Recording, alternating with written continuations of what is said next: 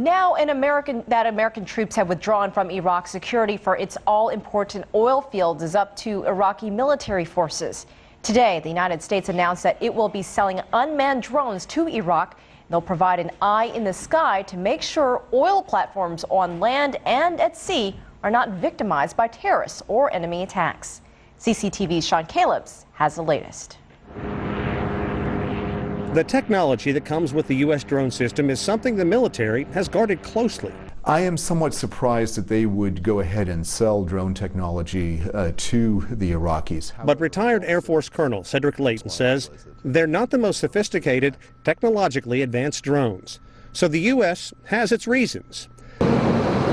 A massive attack of a key oil field in Iraq in the end of 2011 temporarily reduced production in Iraq by 50%. It also makes sense from a geostrategic standpoint because it draws the Iraqis closer to the United States. The drones will circle the rich oil fields near the city of Basra, an area that can account for as much as 80% of the oil produced in Iraq. And the unmanned, unarmed aircraft will be operated by the Iraqi Navy. The U.S. and Iraq are keeping tight-lipped about this transaction. The head of Iraq's Energy Protection Force saying only, according to the energy police plans, we intend to use the drones by the end of the year, and we are in the process of training engineers.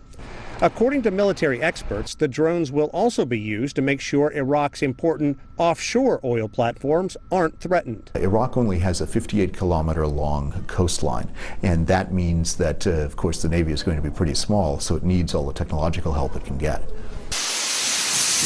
Crude export in Iraq was disrupted after the U.S.-led invasion of the country in 2003 to drive Saddam Hussein from power. Since then, oil production has slowly been ramping up. And by the end of 2012, Iraq hopes to be able to produce around 2,750,000 barrels per day. That's close to pre-war numbers. And while the troops have left Iraq, the U.S. presence in that country remains strong. Aside from the unmanned, unarmed drones, the Pentagon recently announced the sale of $15 billion worth of military hardware to Iraq, including F-16 fighter aircraft and M1 tanks. Elaine?